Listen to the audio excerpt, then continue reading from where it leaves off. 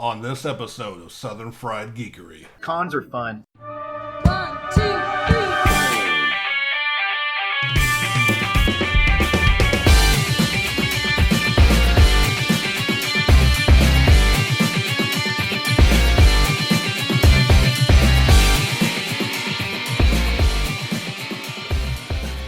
Hey guys, welcome to Southern Fried Geekery. I'm one of your co-hosts, Caleb. And I'm Craig. And I'm Sean. And this is, I think, probably going to be episode 7. Not 100% sure about that. But It's to be determined. We are actually recording this live at Not Just Another Comic-Con in Little Rock, Arkansas. We were all able to come out to the con all weekend. We did some really cool interviews. I think we all want to give a collective shout out to the people who put on the con, people who are our dear friends, everybody who came out and supported Sean and his beat art and let us sit and talk to him. Larry, the gentleman who is a friend of ours that put the show on, put on an incredible show. Everyone's really happy. Thank you. Yeah, and if you hear any background noises, because we are live at Not Just Another Comic-Con doing a podcast. We're recording live. Recording live. Details. We're live right now. I'm alive. So yeah, this is our collective. We're sitting down at the con while it's still fresh to talk. Like I said, we got some great interviews, and chances are we're going to segue into one of those here in just a minute that you'll get to listen to. So this is going to be kind of a short version of us talking. So yeah, collectively we wanted to give a shout out to Larry and to Not Just Another Comic-Con, to all of our friends. How's everybody's week's been?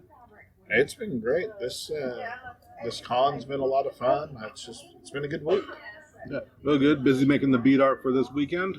I kept me pretty much busy between that and work, but as soon as Saturday hit, it's been rocking and rolling. It's having a blast up here. Nice. Cosplaying, as if y'all haven't seen any of our social media postings, and you got the hint last time, I'm cosplaying as Kevin Owens, WWE superstar and future champion, with my championship belt. That's right. And speaking of social media, if you have enjoyed our podcast, you can follow us on Twitter and on Instagram now at SFG Podcast. Look us up, connect with us, let us know what you think. Get in touch with us. We'd love to hear you. You can also email us at southernfriedgeekery@gmail.com. Leave a review on iTunes, wherever you find this podcast at. Let us know how we're doing. It also not only lets us judge ourselves, and maybe we need to course correct some things, or maybe we need to lock some things in, but it also helps us reach out to a bigger audience. So we really appreciate your guys' time, and we really appreciate you guys leaving those reviews. It's excellent. So let's dive right into a few of those interviews.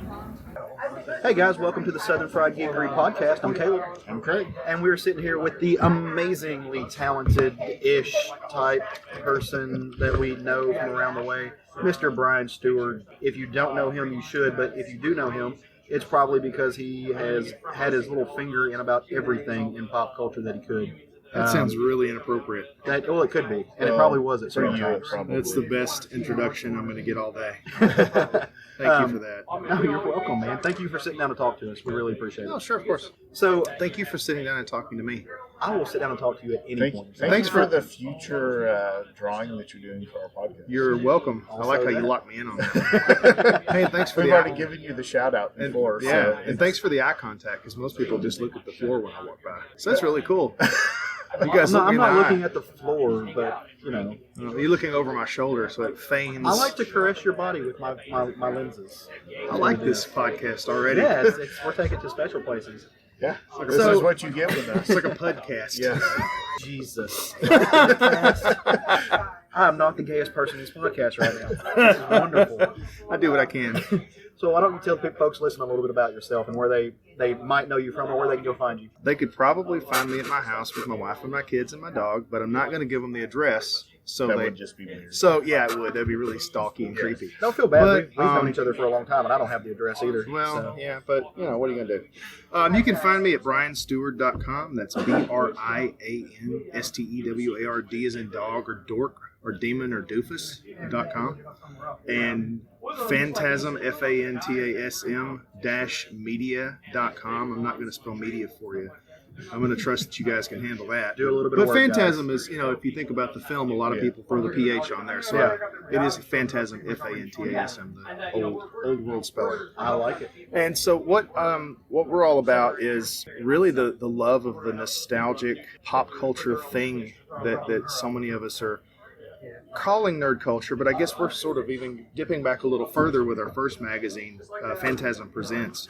It's really more geared to individual films, filmmakers, or movements that are really deep-seated, something that's sort of made a change or really made an impression on pop culture. Right. Well, And- not just that, the way the films are made. Yeah. It's- I mean, we're trying not to do, with Phantasm Presents, the flagship title, it's going to be the older stuff. It's going to be definitely nostalgia, on paper. Well, your first issue was George Romero. Right. We were working with George up until he passed away. And when we started, George wasn't even aware that he was sick. So it was a really strange way to start a company. Right. Yeah. We're working with this guy who was, our friend. Especially, I don't want to make more of it than it was, especially my partner Chris. He was really, really close with George. They were like really close friends. And I was friendly with George. We'd done some panels, and I knew him and his wife, and I was their webmaster. I'm not going to say that I was his best friend. But Chris was absolutely tight. They were two peas in a pod. And this was a really rough start for us, but it was a real labor of love from the beginning before he was sick, and then it became this really important thing to create this really loving tribute to our fallen godfather of zombies. I mean, because you got to think.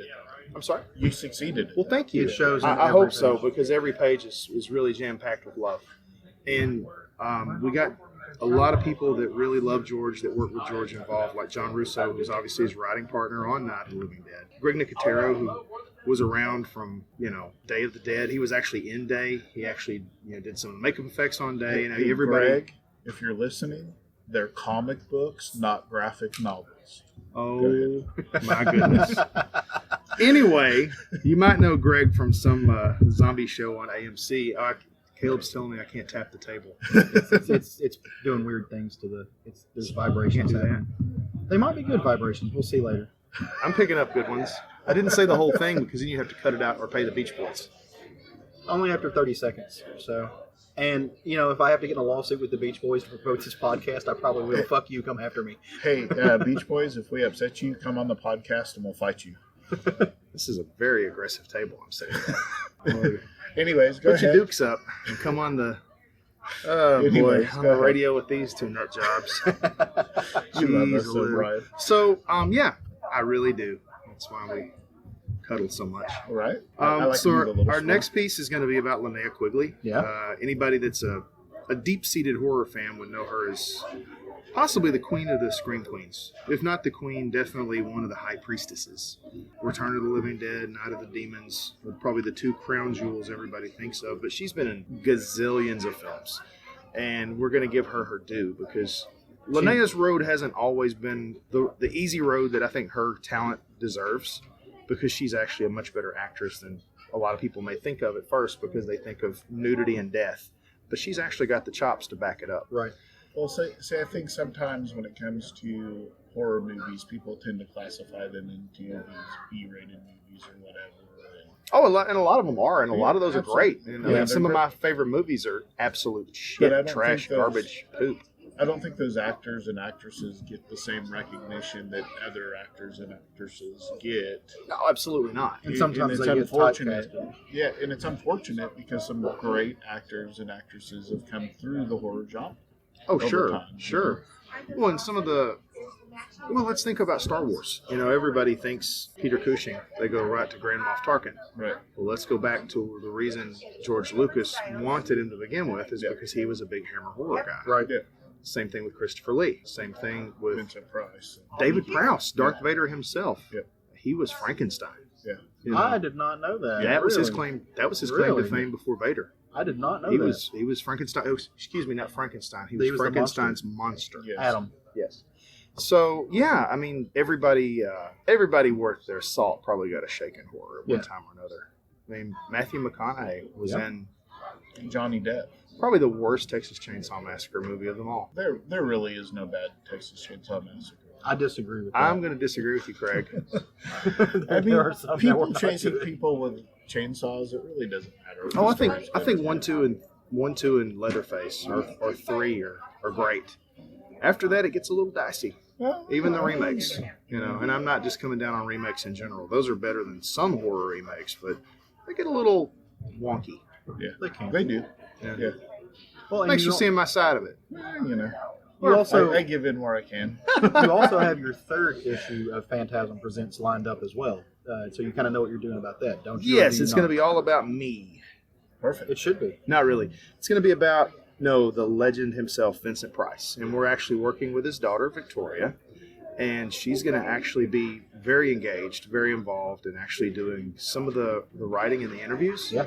And we're hoping for almost a fireside chat type interview That'll with be her awesome. and possibly some of the people that worked with her dad.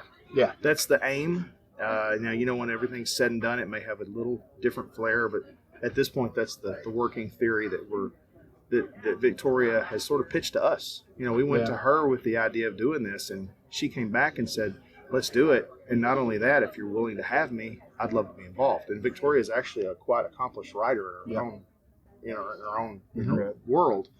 And we had no idea she would be interested in being involved. And the fact that she is just phenomenal. And I think it really lends a whole other view and credibility to the portrait that we're going to try and paint of Vincent from the, inside looking out, Right. that we would never be able to put together.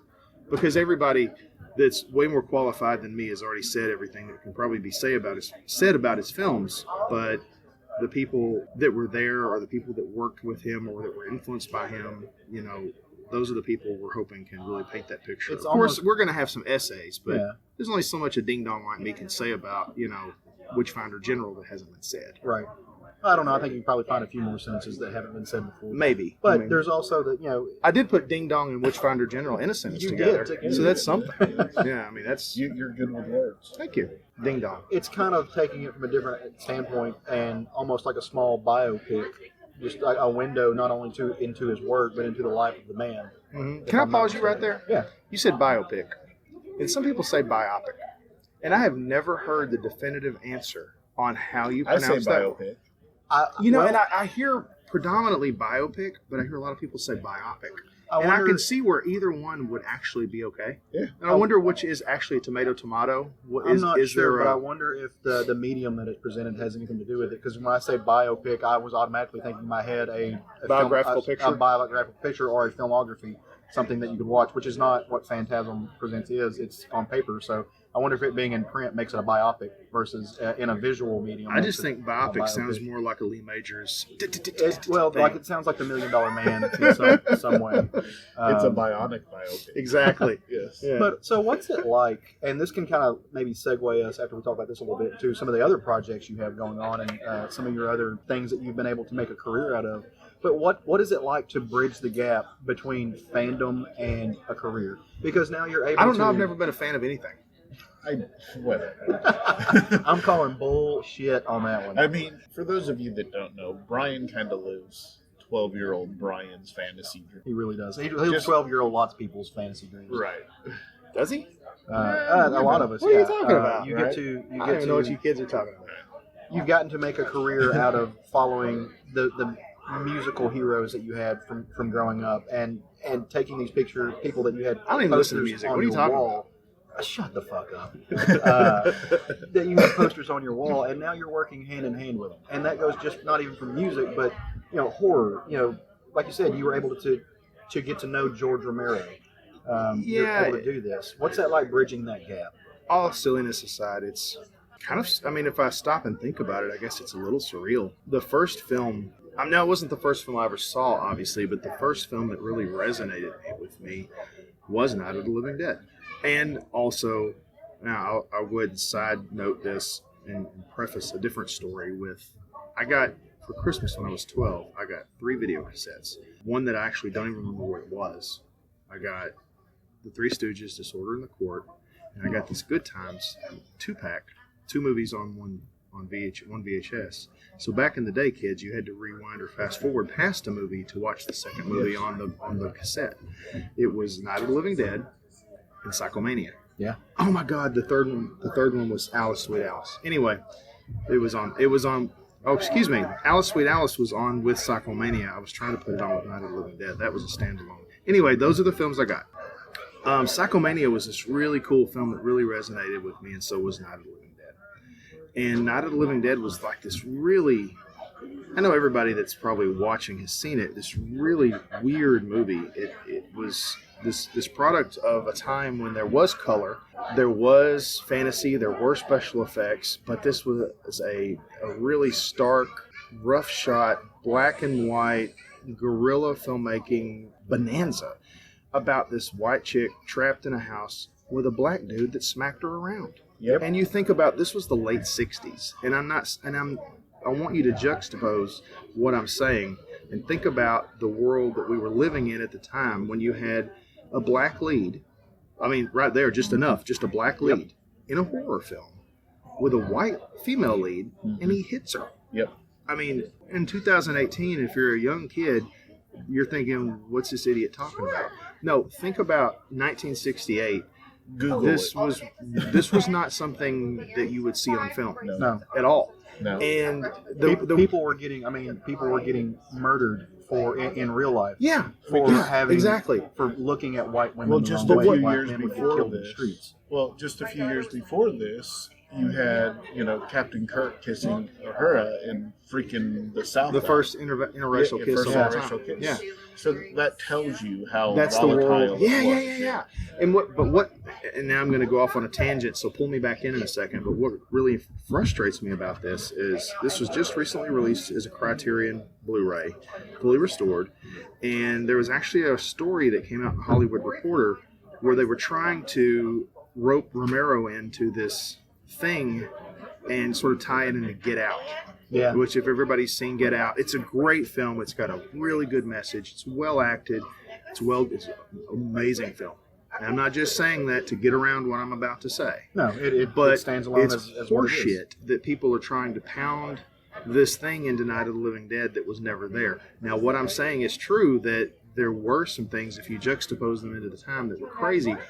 But Romero himself and John Russo himself have said they did not cast Dwayne Jones to make a statement. It was not meant to be social No, commentary. they cast the best actor of all their friends. Those Yeah. are George's words to our ears.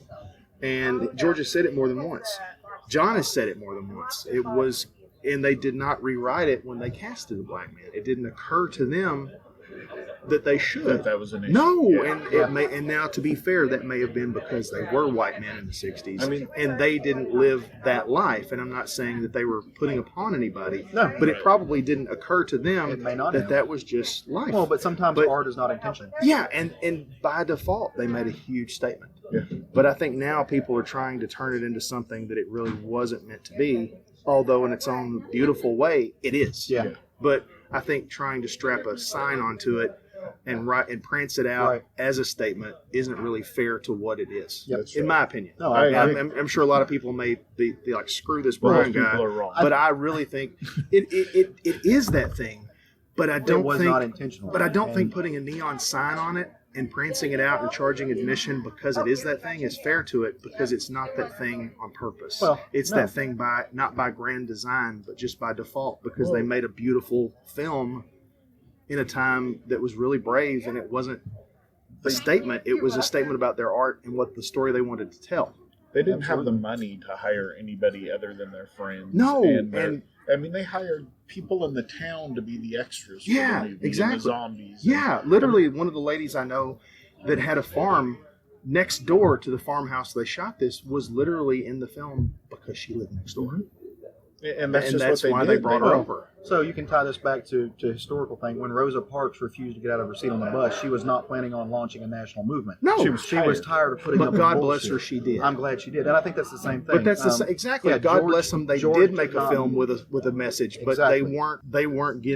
they weren't sitting at the front of the bus on purpose. Unintentional You know, social commentary. But when people take it and try to make it this malleable thing and reshape it to their purpose and use somebody else's statement or their art to further their goal, even if it's a good goal, a genuine goal, I don't think it's fair. Right. I think mean, that's- even if it's the best cause in the world and you're saving the seagulls or whatever, make sure that the reason and the way you're going about it is still right. Because if not, you're bastardizing something. Absolutely.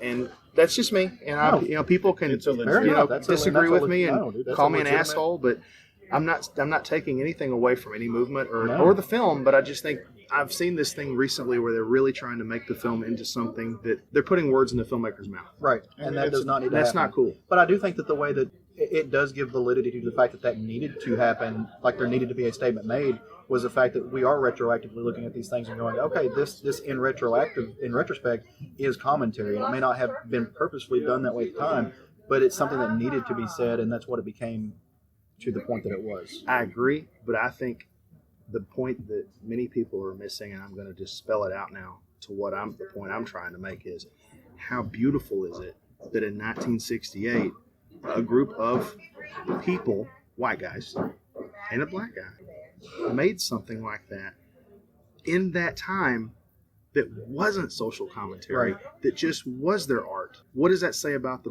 headspace that they were in? Yep. They were in a modern, what we consider a modern headspace. They were so then progressive that it didn't occur to them that they were making a statement. Absolutely. They were making a film with their friends. And Right. to me, that speaks louder than anything you agree. could strap on. Absolutely. I think that might be the most beautiful sentiment and most beautiful way that's ever been put. I think that's And I that honestly is the think message. Yeah. if you there know. was any social commentary to that movie, it was about how quickly humanity falls in a tragic situation.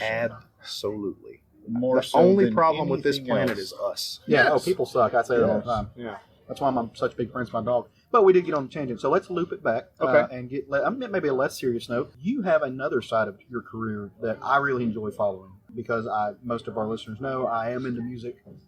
It's a big part of my life. You get to follow Kiss around and do some stuff with those guys. And I want to emphasize that we're talking about KISS Kiss. Well, I thought I was going to draw funny books when I was a kid, and I guess I'll take that side snippet I told you earlier about this movie Psychomania. I'll get to Kiss. Psychomania was this film that was shot in the 70s in England, PG rated. It had murder, biker gangs, incest, witchcraft, people returning from the dead on a motorcycle, a la Meatloaf Bat Out of Hell style. Yes. Seriously, a folk guitar number. Can I time you out for a second? yeah. Did you say this movie was PG? Yes, and Holy shit. This PG. is like the first 10 minutes of the film. This is an amazing film, and I was just obsessed with this film, like Night of the Living Dead. And so I did this poster when they re-released it through Severin Films. I did the new movie poster for it.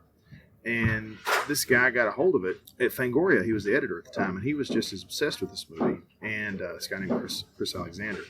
And he eventually became my partner at Fantasm. But the first thing I ever did when Chris and I became friends is we found out we had our mutual love for Psychomania and then George and his films in this band called Kiss. And when I was a kid, I used to take Fangoria and Famous Monsters with me to school, my trapper keeper, and I'd take it out and either trace if I was littler, and when I got older, I'd try to draw, try to draw these monsters. But my favorite issue was one of the early, I think it was like one of the 180, 192, something through there, that Gene Simmons was in the issue. Gene Simmons was in Fangoria, and so you had Monsters and you had Kiss, and Kiss had already become this thing that I was obsessed with.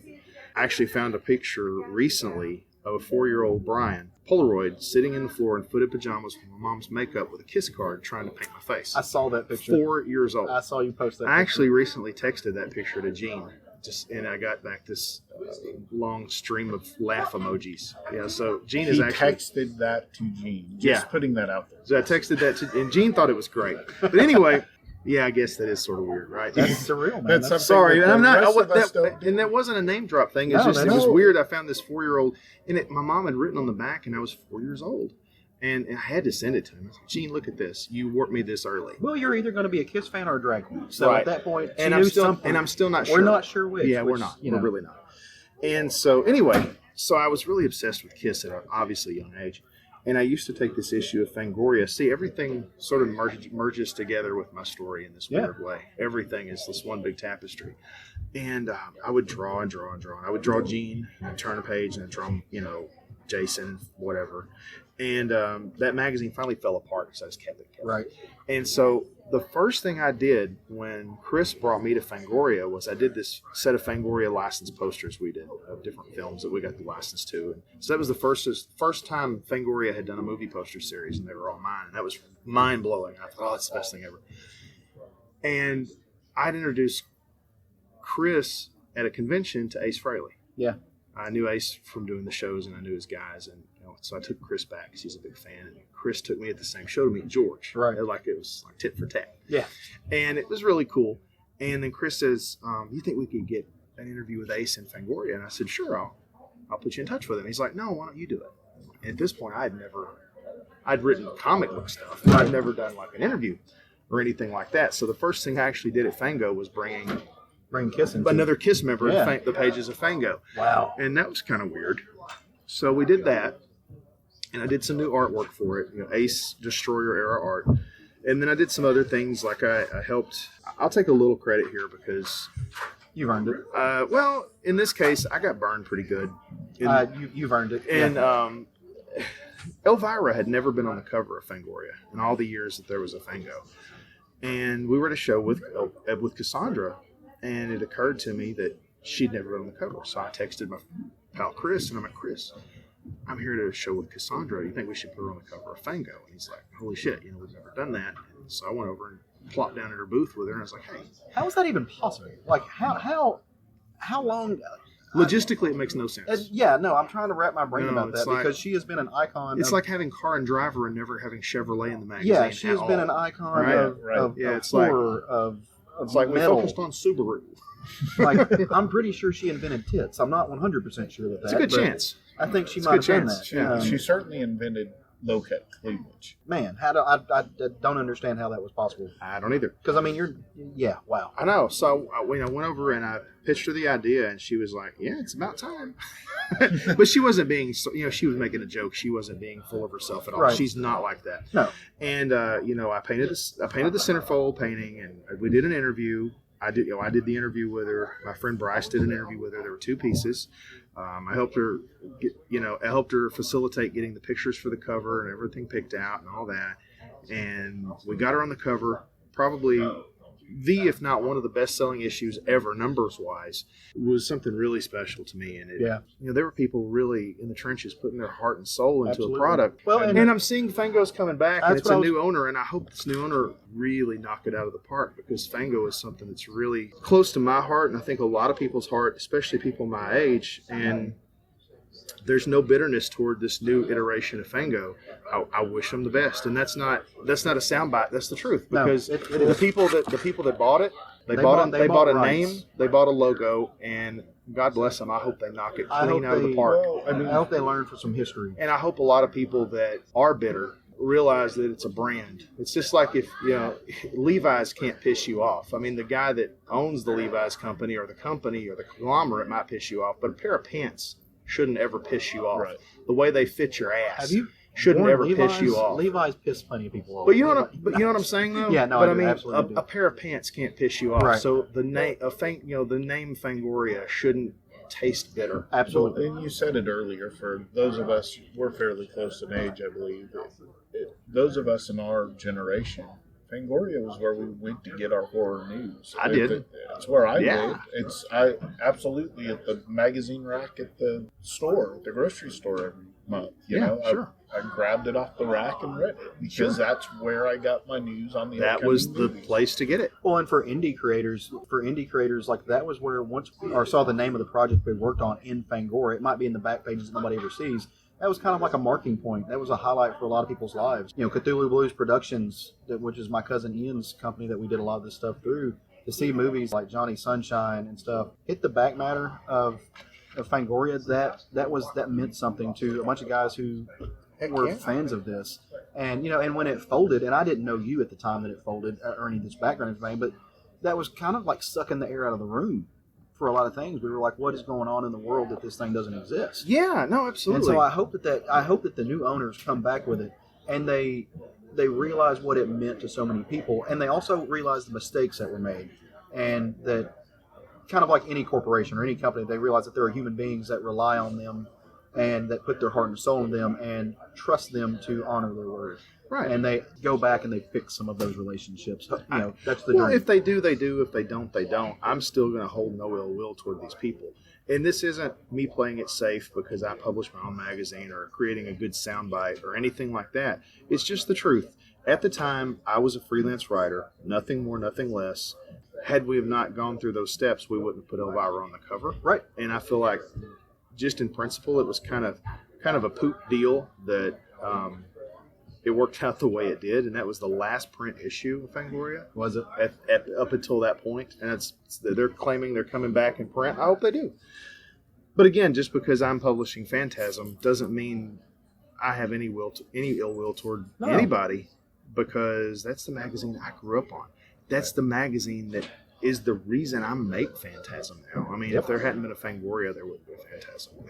So it's not a pissing contest. Right, I absolutely hope they bring it back, because horror deserves a good opportunity to have many homes. It does. Horror Hound, Rue Morgue, Phantasm, Delirium, Fangoria. There is enough to go around, because it's important. Yeah, It's important that there's enough voices being heard and enough places for people to talk about their love that we can't get it all in Phantasm. They can't get it all in Horror Hound. You need those magazines. We say horror like horror is just this one thing. I mean, I think the reason there has to be so many places for it is because in the genre of horror, it breaks down into 1,000 other subsets that touch different people in different ways. I mean, you've got people like comedy horror, people like horror that has a social impact aspect. You just like saying horror. Yeah, that's my favorite part of that word. Horror magazines? Horror magazines. Okay. I like They're horror fun, too. in horror Yeah. magazines.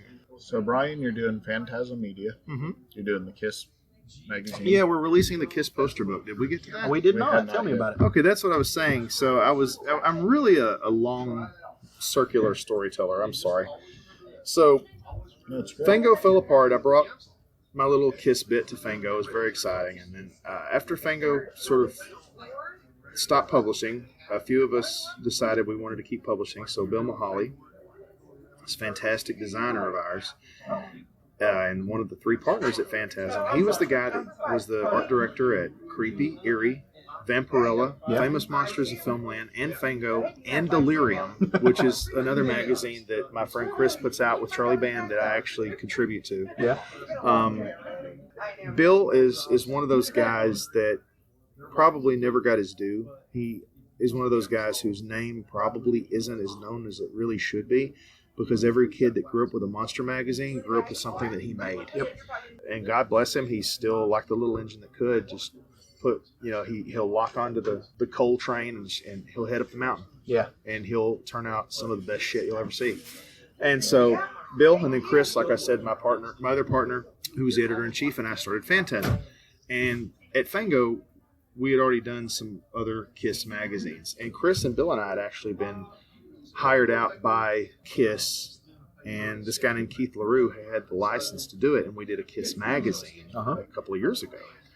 And so that was a lot of fun. And then we're like, well, what if we do a Kiss poster book? Like the old school fold out, you pull that out and hang it on your wall. And I had actually been doing a lot of concert photography. I'd shot thousands of Kiss images. So we had enough of a library to make this thing happen. So we did that. And it's going to be coming out next few weeks. All the new Kiss photos are mine. And all the other stuff is some archive that the Kiss catalog has. So Ace and Peter will be in there. Yeah. And there's actually 2 or 3 shots of Eric Singer that my friend Christina, she supplied. I wanted to include her. She actually works for Gene at Gene Simmons Acts. And we wanted to include her. And it's going to be a fun magazine. And we're doing a new set of Kiss cards that you can get when you pre-order the magazine. And if you remember, Donruss did some back in the 70s. I'm talking with my hands, and it's really not as much fun when you're listening, but I assure you that my hands are just going crazy. And in the 70s, Donruss had done some Kiss cards, and I was a big fan of those. Yeah. So I wanted to do my own Kiss cards. So we're giving those away when people pre-order the magazine. You can get a random, they'll be randomly inserted. And you're giving, they're not coming out in sets. You're giving them out like the old school style where you have to kind of hunt for them a little bit. if We're I'm not making you work. mistaken. By the time we're done, you're going to hate me, because this is going to be the hardest Kiss card collection ever to complete. Well, I'm glad I know the guy that's doing it. Oh, you think you're going to get a hookup or something? Probably not. My God, look at these people. So the first cards 1 through 6, you're going to get a randomized anywhere from 1, 2, 3, maybe all 6 cards, maybe 2 cards, maybe 2 of the same card, maybe 3 cards. Who knows? Every time you order a magazine. So after the magazine comes out, about a month later, those cards are going to be put in a moratorium, and you're going to get to pick. Basically, you're going to get cards 7 through 12 picked out for you. So if you order a magazine, you'll get maybe card number 7, card number 9, and 11. And there's already a collectible out there because there's a misprint. There was a misprint on card number 6. So Very few, if none of those are going to get out, but there's a misprinted number 6 that actually says number 5. So there's 2 number 5s, but the Paul Stanley number 5 is actually a number 6. So if you happen to get that one by accident, kids, you might want to hold on to that one for eBay. That's like your upside down airplane stamp. Uh-oh. Yeah.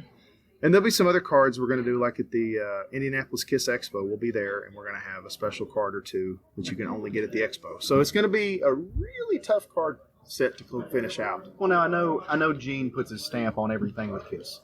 So what is and if he didn't believe in it, he wouldn't put a stamp on it. No, but what is Gene was excited? instrumental in making this happen. Yeah, is he excited about this? I mean, I know he's also just God's honest truth. Gene was our biggest cheerleader. Yeah. We went to Gene first and said, "Hey, Gene, we really want to do this. What do you think?" And he was like, "I'm a big fan of this. Let's make it happen." And he put us in touch with the licensing guys, and Gene was actually our biggest cheerleader in getting this push forward. That's awesome.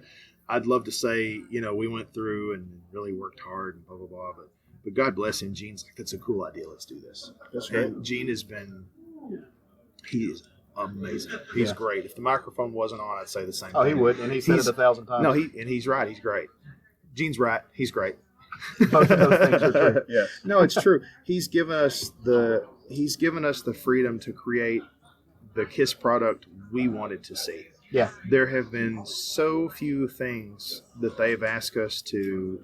Actually, he has asked us to change nothing himself. Right. Not one thing. So anyway, Gene's been really good to us, and he's really allowed us to create a product that we're really excited to share with you guys. Yeah. That's great.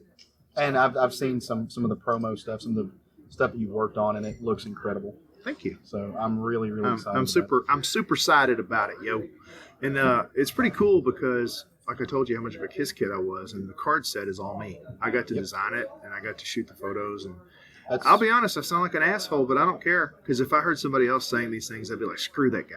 But it's pretty cool. Saying, it's man. pretty cool being that guy that you get everybody's to saying, live. screw that guy. You get to live 12-year-old Brian's It's pretty dream cool. life. It's pretty cool. I mean, and 12-year-old Craig's dream life. I mean, probably a lot of 12-year-old boys in there. Here's the thing. Range. Here's the thing. I will say this. We're here for a finite amount of time, and people have no idea what happens when we die. Everybody has an opinion, and everybody has conjecture, but nobody knows for sure if there is or isn't an afterlife, if there is or isn't a second time around, if Democrats or Republicans are really right, or if they're. The only thing we know for sure is we're going to be born, we're going to die, and there is a sun. And you get one shot that you're positive that you get, and you don't know if you get 10 days or 75 years. Right. So if you want to do something, I highly suggest you give it a shot, because it just might work out for you. Well, and so that's one of the reasons we started this. We only know you get one go around for sure. Absolutely. And that's one of the reasons we started this podcast, because, Craig and I are such big fans of the things that we love. And we go to these cons and we try to make friends, not just to make friends with people who do things, but just because we genuinely like people like you, people like Justin Jordan, who, is a comics writer. Wow. You like but me. we wanted to start this because we were like, why are we just sitting on our hands? Like, let's do something too. Do it. And I want to say this. I couldn't do stuff like this podcast or stuff like coming to cons or stuff like me going back to school to be a writer, to learn to write comics, if I didn't have my husband, his support behind me, and him saying, no, it's okay, go do these things. And I know you're the same way. Same thing with your my better wife. half. My wife, Vicky, if I hadn't had her in my corner, zero things that I'm doing would be happening. Yeah, and she's actually instrumental, not just in, like, so many people say, supportive, but I mean, she's like actively works at Fantasm. Yeah, she's incredibly talented in her own right. Yeah, and she's actually an active part of Fantasm, and she's an active part of the magazine making, the editorial process, the setups at the conventions. She's the customer service. Manning your booth while you're wandering around. All those things. Yeah. I mean, just short of wiping my ass, because I am a child. She runs her own Etsy shop as well. She does run her own She Etsy makes shop. some wonderful She's a soap. soap and candle maker. She's It's a wonderful great mother. soap. Yeah, I am blessed. Absolutely. Yeah.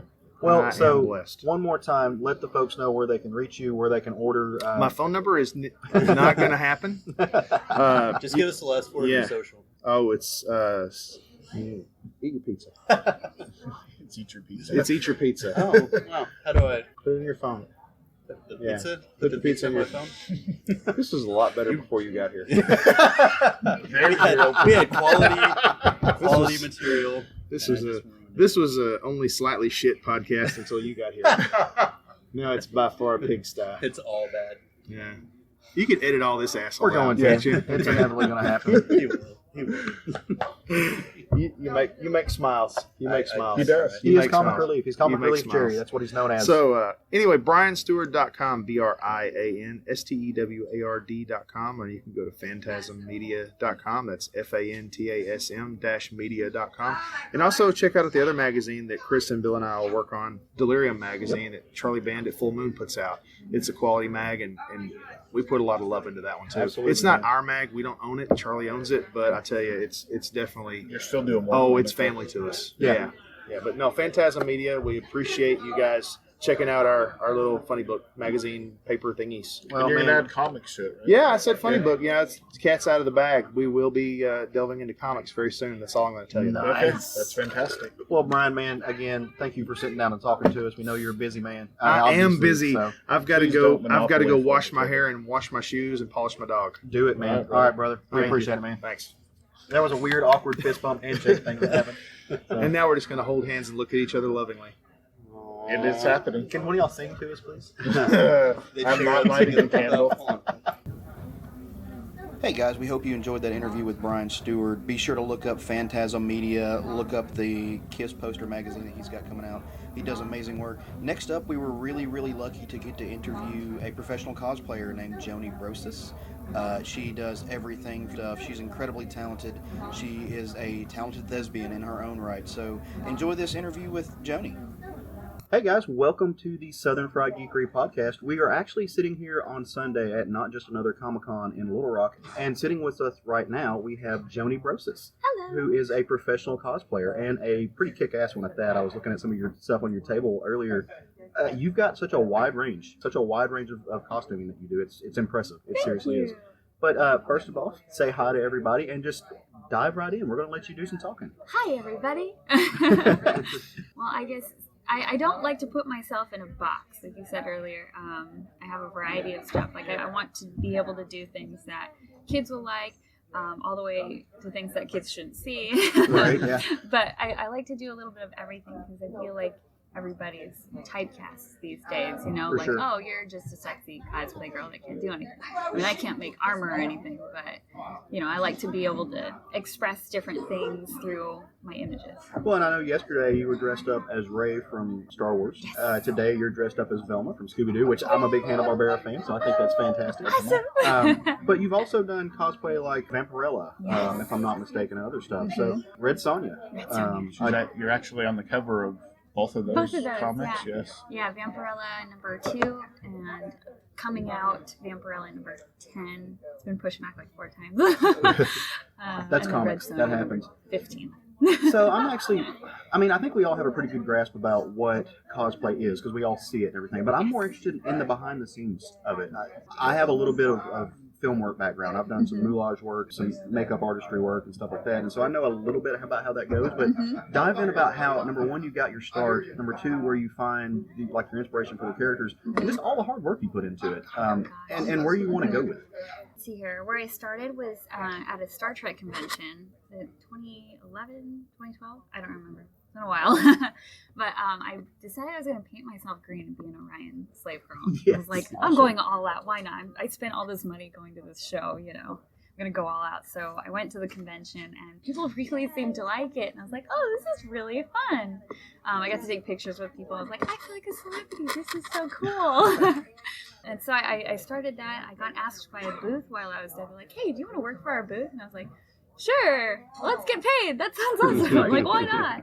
So I went and modeled for their booth. One of the people there was a photographer. Mm-hmm. So he's like, hey, you ever thought of modeling? And I was like, heck yeah, that's my dream job. So he helped me with my portfolio, and I've been modeling. And then after I realized modeling was a really fun thing that I loved, I was like, oh, I can dress up too. Cosplay is a thing now, so why not do that? So I just did both of those things, and here I am today. But I've, learned a lot that it's not what it seems. Like, it's kind of, people think it's a compliment, but it's somewhat insulting when they say, oh, you just stand there and look pretty. That must be so nice. Yeah, no, there's Like, so much more. It's so much more in depth than that. Yeah, absolutely. I mean, you're in heels for sometimes, 8 hours. Yeah. You know, you're standing there, you don't feed yourself because you forget. And if you feed yourself, you're going to miss out on people that came to interact with you. And for me, I really hate disappointing people.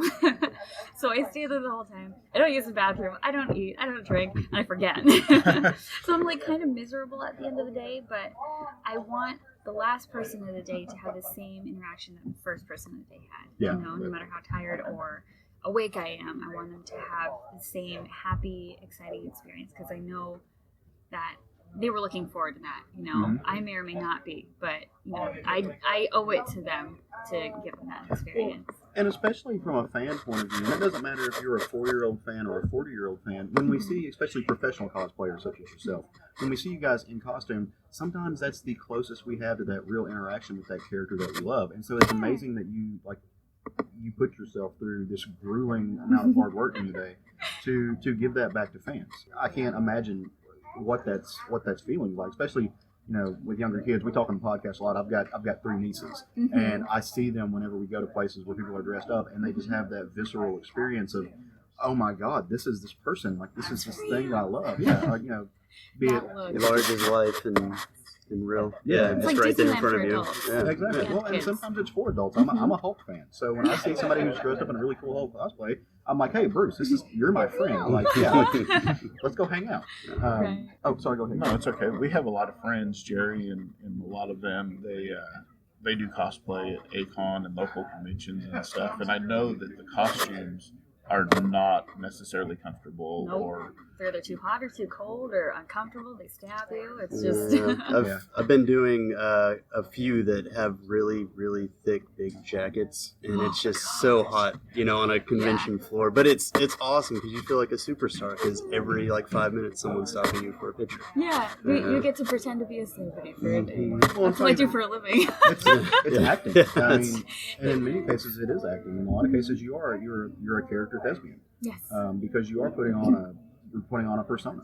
And Right. you're having to enact that at the table or on the con floor or Right. for when strangers are basically assaulting you trying to Right. get around to pictures and stuff. How long have you been doing this? I think 7 or 8 years now. I haven't counted. I always forget. But it's been a while. Like, and you're right. It is like being another person because in my normal life, I try not to wear makeup, and I just play games at my local comic book shop. Like I just play. I've had fans come to the comic book shop, and I'm like, I'm so sorry I look like this, but let's play games. Like I don't care. Well, we're a big fan of LCSs, so shout out your local comic shop. Tell people where your local comic shop is, and hopefully they'll hear it. Great promotion. Like, good. I go to Dragon's Keep, and it's in Utah. They have a couple locations. I think like Quorum, Provo. Their newest one is Spanish Fork. That's when I hang out. Do you know if they have a social media presence? I'd love to contact and be like, hey, They do. we had you on here, and she gave you guys a shout out, just so they know. For So, sure. okay. Dragon's Keep, Lehigh, Provo, Orem, and Spanish Fork. I think those are the 4 ones. are they on Facebook? They are. That's Yeah. cool. I'll get in contact with them because I'm a huge comic book fan. That's my area of the fandom, and my personal opinion is that without the LCSs, the whole industry crumbles. Yeah. So I love to support my local comic shop, and it's Awesome. amazing that you do that just Heck yeah. on your free time. Yeah, I do signings there. Like I'll do That's awesome. I'll do the whole Vampirella thing. I make an event on Facebook and have everybody come in just to support the shop and to just kind of give that interaction to people who may not have that interaction normally. So Yeah. I bet that was a really cool thing. You probably did like a signing whenever your cosplay covers came out and Yes, stuff like that's that, what I right? do. Oh, Yeah. man. yeah, That's and awesome. when like I play Star Wars Destiny. I don't know if you guys know. Yeah. It's my favorite game. He's a little bit of a Star Wars fanatic. I don't know if he's Just not a little at bit. all. Yeah, maybe a little bit. But yeah, that's I think that's probably one of the coolest things ever though. Like you're in a career that you really enjoy doing. And I mean you kind of have like the double whammy of like being a model and being in a big fandom. You know, like instead of just being like regular modeling, you also get to model like your favorite characters and stuff like that, and go to cool conventions and meet awesome people and and stuff like that. And it's I don't know. It seems like sometimes because I go to conventions, you know, a moderate amount, and sometimes I find myself talking to like guests and stuff there, and it seems like quite a few times like whatever their job is, like say voice actor, for instance, Mhm. like that's not their hobby. They just kind of fell into it, and their other passion is something else and stuff like that. And it's a little disillusioning, you know. Mhm. I'm just kind of like, oh, like, you know, I don't even kind of want to talk to you because you don't enjoy this as much as I thought you would. Right. You know? That's the But- hard part about cosplay is a lot of people will request costumes, and it's hard to cater to that, but also be a fan of it because it's like I don't know who that person is. What's Mhm. cool How do is you that cosplay it? I'm just wearing the Yeah. costume. Yeah. exactly, and I don't want to do that. I want to be able to talk to people who are Mhm. fans of it. But I do some photos that are like that are just like, you know what? I know a little bit about the character. I admire the way they look, so I'm just gonna dress up as it. But usually I don't wear them to conventions. But I like to be able to talk about what I'm wearing, or sometimes it's just for fun. You know, like this one. This one's just for fun. Everybody knows who Scooby-Doo is, so So there is a dark side to cosplay. most definitely. You know, Gosh, and yeah. I'm gonna let you decide if you want to talk about that or not. Oh yeah, it's a lot of people think it's glamorous, and I'd say the worst part is that you see a lot of girls and they take pictures together and they're so happy and everything's wonderful and they're all beautiful and life is fabulous. What sucks is that sometimes it's not, and so sometimes it's kind of like high school again. I feel like I really hate that Can part be of somewhat it. toxic. Yeah, and and everything. I've Like lost a Mean lot Girls. of friends. It is. It's like Mean Girls. Like it's a numbers game. Like I've lost a lot of friendships because I've grown in the cosplay industry, which is awesome for me. But I've found friends that are like, oh, well, you have a bigger following. I don't want to be your friend anymore. Yeah, I'm in like, some cases, it's an economic. It's competitive. Yeah, it is. It's your business competition because Yeah. at the end of the day, as fun as this is, you've made a career out of it. This is your job. Take it very seriously. And other people do too. So when you have an economic competition going on, a lot of times that can break relationships, and that's Yeah. unfortunate. It sucks, but what they don't realize is that your face is different than mine. Right. I have a completely different market than other people. Yeah. You know, some people are Disney princesses, and it's like that's not my market at all. That's why I don't dress up as them. Do you mean to tell me that there can be a healthy and diverse audience in fandom? What? Whoa! That's a thing. Oh my god!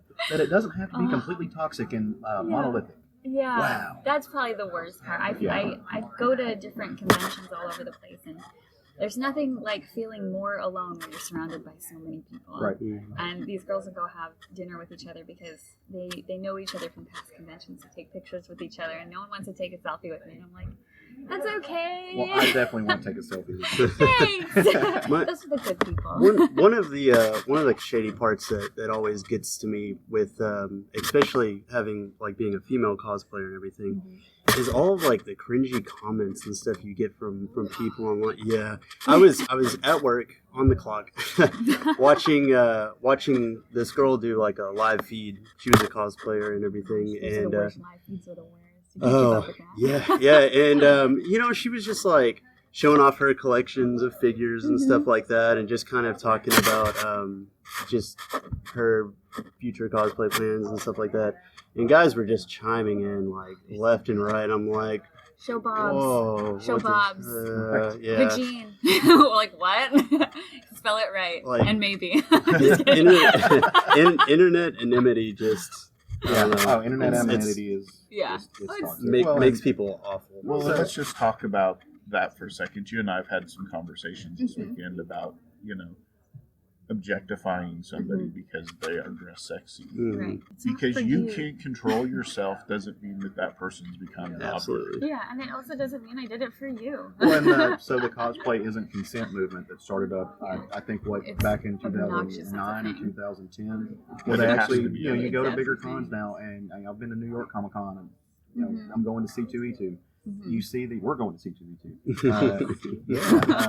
They literally have to put out signs that say, "Hey, cosplay is not consent. Keep your fucking hands to yourself." Right? And I think that goes for both places. I mean, there is a toxic side to fandom. It is. And we try not to dive into that too much because our whole stick on our podcast is we do like to focus on the more positive elements because Right. especially in comics fandom right now, there's such a huge toxic Every movement nerd of- fandom Yeah. has gotten Yeah. more We toxic. were talking about that earlier. Yeah, Yeah. there Nobody seems to hates be- those things like the fans of those things. What? Yeah, there seems to be this idea of ownership that comes with being a fandom, and I think that Mhm. probably extends to the cosplay. They see you, makes and sense. especially if you're dressed up like Vampirella or something like that, they are fans of that character. Therefore, they somehow think that they have ownership over Yeah. you in that moment, You and feel like they a just get cardboard to cutout. dictate what you want to do. So, and from me personally, as a guy, I'm super sorry that that's ever happened to you, and That it's a is thing that we okay. have to watch at. It's not okay. Those people, the worst people, never represent the best people. No, absolutely not. And I think too. I think us as cosplayers, I know a lot of cosplayers like,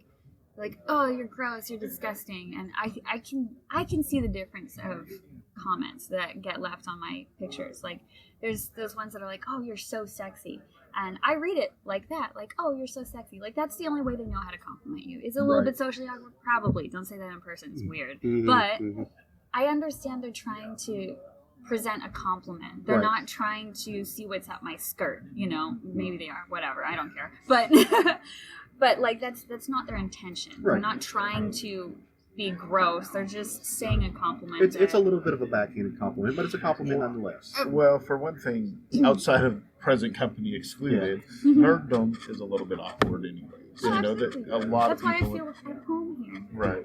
Yeah. That's why But I people mean- come to conventions. Yeah, so a lot of the nerddom, whatever it is, whatever segment of nerddom it is, we tend to be introverts and we're a little bit socially awkward anyway. So We've never tried sometimes, this out. yeah. So sometimes that may come out in their comments, and it's very nice of you to let it go, We even have though to it's have the socially awkward. understanding But towards people. but then there's also limits to what. Yeah, well, and I try Even to in- educate people. Right. Yeah.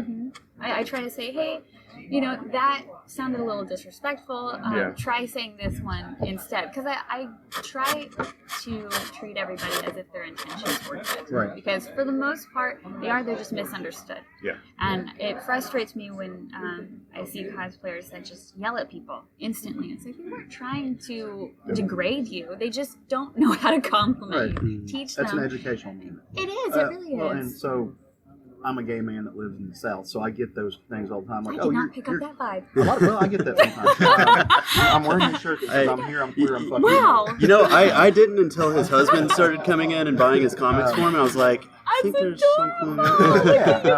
Yeah, I get those things a lot, and it's not the same thing, but it's in relation to that. So somebody will come in and be like, "Oh, well, you're one of the good kind of gays." I'm like, "Well, there's no such thing as a good kind." Like, what does that mean? Like, I appreciate that you're giving me a compliment, but Right. like, Very let's backhand. elaborate on that, Yeah. and let's find out what you really meant to say, and let's maybe work on some ways to say it differently next time. Exactly. So the you can next both give a person- compliment and not come off as scummy. Right. So- Right. And it's being understanding and teaching and educating people so that way the next experience, because you don't know that the next experience they have, someone will be as strong-minded as you are. Right. You know, they could just yell at them and freak out and be like, I didn't mean to. Now I'll never talk to people again. Like, I don't want to be the person that, like, let that through. I want to educate people so that way next time their interaction will be better. Yeah.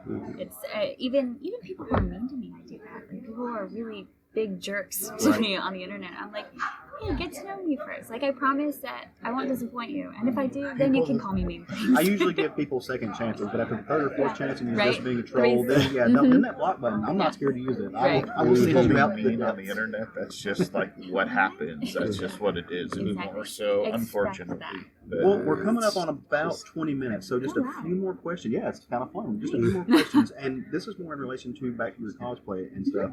What cosplay have you not done yet that you really want to do, and where do you want to take your cosplay as a career in the future? Where are you trying to go with it? What's funny is my 5-year goal was to be on the cover of Umbrella. I didn't think that would be a thing. I really didn't, Well, because they haven't done that since like the achievement 80s, right? Trophy And so up. that was my end goal. I thought that was like almost a 10-year thing. I was like, I'll never hit that. So like, I hit that and I was like, what do I do with my life now? I don't really know. I'm just gonna keep doing. I mean, I stuff. don't think you've peaked. Like you Right? still. Right when you think Keep you've it up. hit it, you're like, okay, there's somewhere else. Yeah. Time to set a new goal. Yep. Yeah, I want to be hopefully in the background of a Star Trek episode. I want to be a part of history because Star Yeah. Trek is historic. Well, that's happening. Yes. My dream cosplay. I have a couple. I'd like to play Michael Burnham Yeah. in the new Star Trek Discovery series because I really like her and I hear I look like her. I just got a super tan. I think so. Well, I have a question about that. Just diving into so. Blackface is a big thing Yes. that happens. People get a lot of trouble for it. So when you're planning that, and kind of because this is your area of expertise, how would you pull off a Michael Burnham without delving into something that a lot of people find offensive like blackface? So how do you what's plan on hard. bridging that gap? I usually do gosh, how do I say this? So she has in one, I think it's like the first 2 episodes. She has, I believe, a wig on, either a wig or a weave. I'm not sure. But it's a short, like pixie cut hair. And continuing on in the series, she has this beautiful, like, I don't know what these styles are called. It's kind of. Oh, what's that called? It's kind of like a faux hawk, but it's just her natural hair, and that's what I love about Star Trek is they're bringing natural hair. Right, I think that should especially be for a thing. people of color. Yeah. Yes, and so I'll probably do the earlier version of her with the wig because I don't think they make black hair wigs, and if they did, I wouldn't wear them because I don't think that's appropriate. Right. I think you have to be really careful with crossing those lines, equalize that more, and just be okay with people admiring a character as long as you're not painting your face. It's kind of interesting. Oh, it's awful for a white person to play a black person and so on. But like Robert Downey Jr. Oh my and gosh. Tropical Thunder sold it. That is a thing. And maybe the one exception. Yeah, I don't know. It That was was because it was self-aware of what it was. Yeah. yes. Yeah. Oh yeah. Well, I mean, and he was playing a method actor Right. within that role. Right. So it was kind of like you're gonna go to those levels. Well, you know and his of intentions. ridiculous. It's the hard part Yeah. about cosplay is you don't necessarily. You just need pictures. It's just a fine line, and it's both directions. Everybody's just got to be aware of those lines and not being offensive is really what it comes down Yeah, to. I err think on the it's safe just- side. Yeah. Always, you know, if somebody can take this the wrong way, I promise you somebody on the internet will take it the wrong way. Yeah. So Yeah. See, I try to do my version of the character so that way it's not trying to replicate the Right. character. You're not appropriating anything. Right. And I'm you're- lucky enough to be brown, like right in the middle of. Right. I can be a little bit whiter, or I can be a little bit darker. I'm very, very lucky in that matter because nobody's yelled at me yet. Well, thank you again for sitting down with us. I know you need to get back to your table and go make some money, but it was super nice having you here. Yeah. We really appreciate it. And actually, real quick, I don't know if you asked her at the beginning, but what was your Instagram?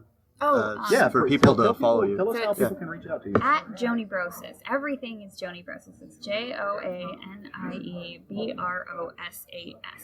hashtag Joanie Brosas in Yeah. Star Trek, people. Yeah. Let's make that a thing. Please. Awesome. Well, Thank we're you going to so let much. you. Yeah, we Yeah, really appreciate thank this. This is you. amazing.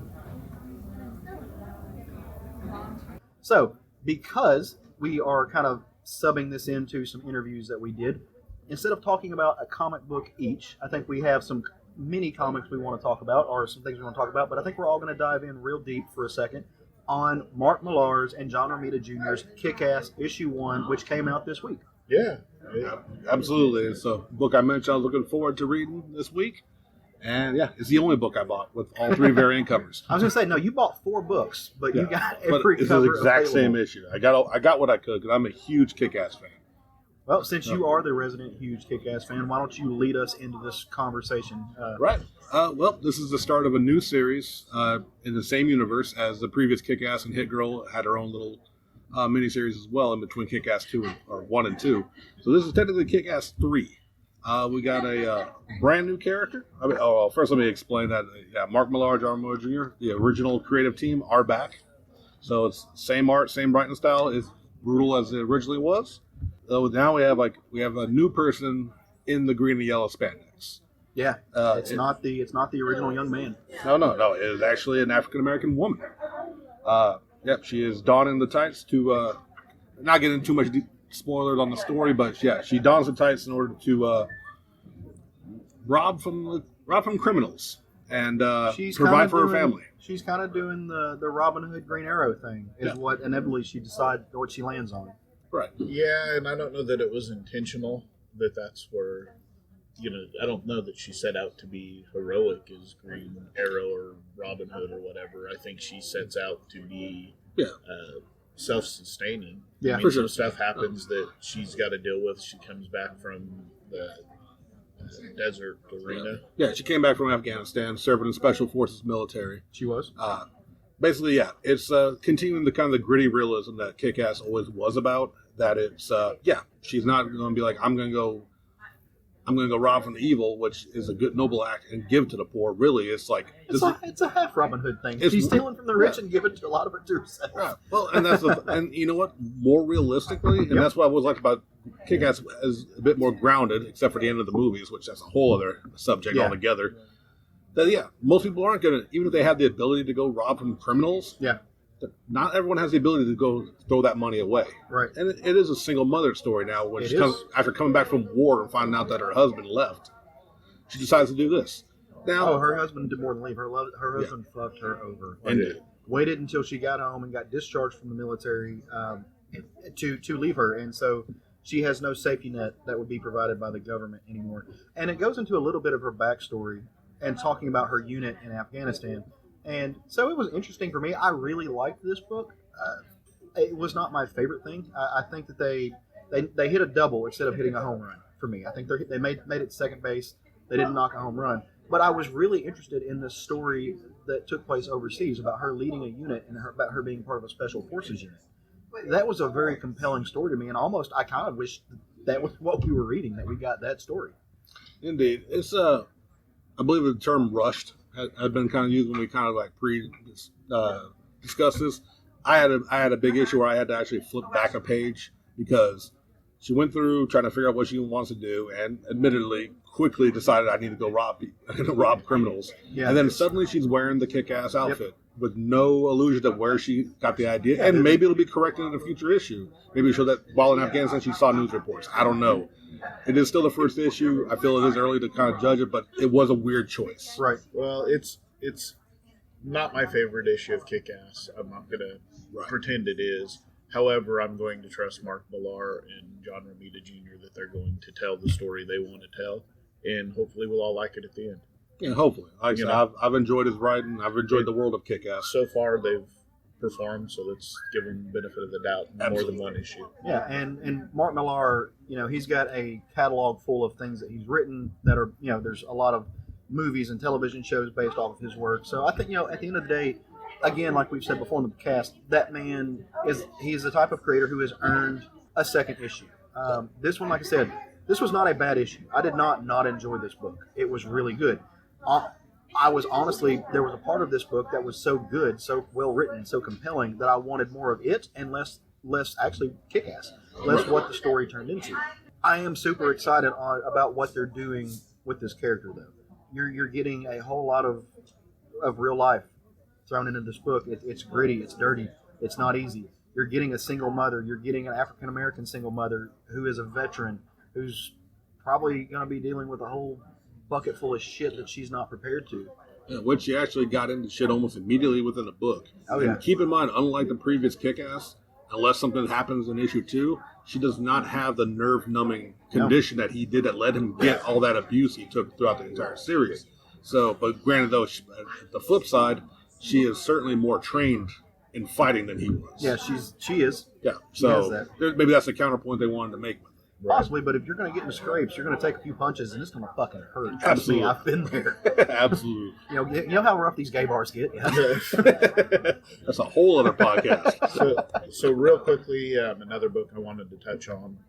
We're trying to move forward a little bit here, but the next book I want to just briefly touch on is Invincible. Had its final issue this week. It was a fitting send-off. We left it open for some possible more Invincible stories at some point, but if you've loved Invincible all along, make sure you pick up that book and read it, because it really hits you in the feels. That book has been an ongoing foundation for a lot of comic readers. Yeah. There are a lot of comic readers that got their start as young fans picking that book up, and it's carried them into their adulthood, and they grew up with these characters like friends and family. Our friend Jerry is one of them. And saying goodbye to these characters is going to be hard for those guys. But I think that it did the right thing.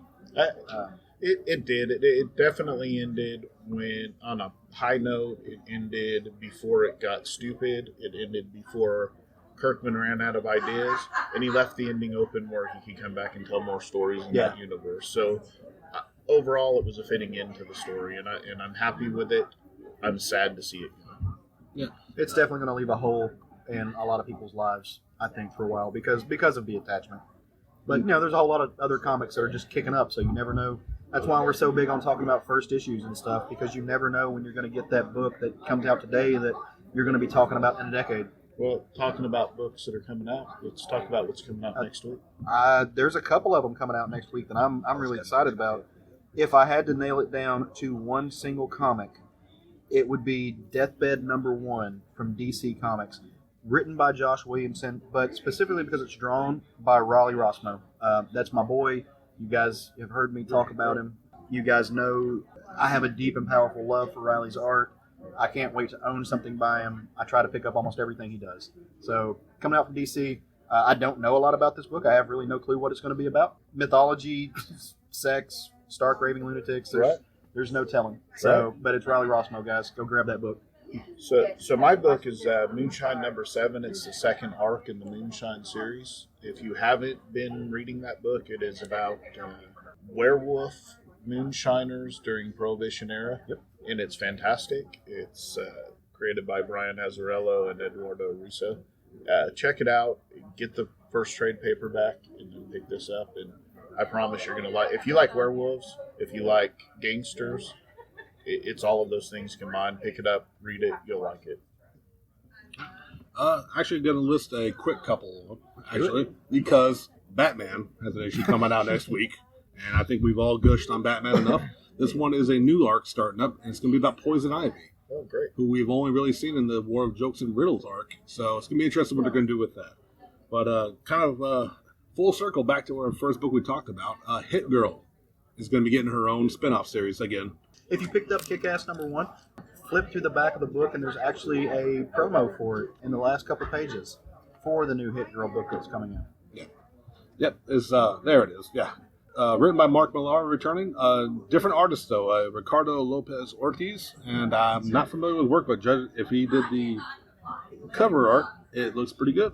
And, I mean, it's Hit Girl. If you know Hit Girl specifically from the comics, even more so than what they did in the movies, she's a badass. I want to know. She's a psychotic, murdering little girl, and it's amazing to watch. I wonder if they're going to take it a different direction, if we're going to get a different Hit Girl character like we did with the new Kick-Ass character. Like, I wonder if what they're going to do with it, what changes they're going to make, or if it's going to be the classic Hit Girl character. I think it's supposed to be the classic Hit Girl, but I may be wrong. I mean, I heard about costume looks like the same. It looks very much like it's Hit Girl. Right.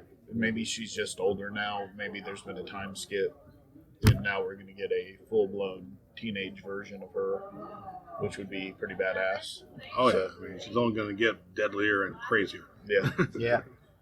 And for me, Avengers No Surrender comes out every week. It's been a great series so far. I love it. So grab that one while you're at it, man. There's a lot of good books coming out right now. Craig, you got anything else you want to throw in there? No, I think we hit it, guys. Well, man, it's been a great weekend. Anytime I get to hang out with my booze all weekend, it's a good weekend, man. We've got to see each other for pretty much all day, every day this weekend. Cons are fun. If you get a chance to go to a con, it doesn't have to be a huge one. You don't have to go to New York or LA or San Diego. Find local cons in your area. Give them some support. Pack your friends into a car. Take a little bit of cash and go support local vendors. And just have a good time, man. You can do this in your backyard. You don't have to book the whole weekend away from your families and stuff like that. In our area, Little Rock has the potential to have a very big and diverse community of fandom, and the only way that can grow and prosper is if we all come together. So that's my little spiel on it. Again, if you've liked what you've heard on this issue, if you've liked the interviews, if you want to see us continue to reach more people, give us a review on wherever you find this at, specifically on iTunes if you can. That lets us reach more people. It lets more people find us. It puts us on the chart closer up. Send us an email if you want us to talk about a book, if you want us to talk about a topic. If there's an area of fandom that you're really into that we haven't touched on, send us an email at southernfriedgeekery@gmail.com. We'll answer you and we'll put it on the schedule to talk about it, because we don't just do this for us. It's fun for us, but we do this to reach out to you and to develop a community.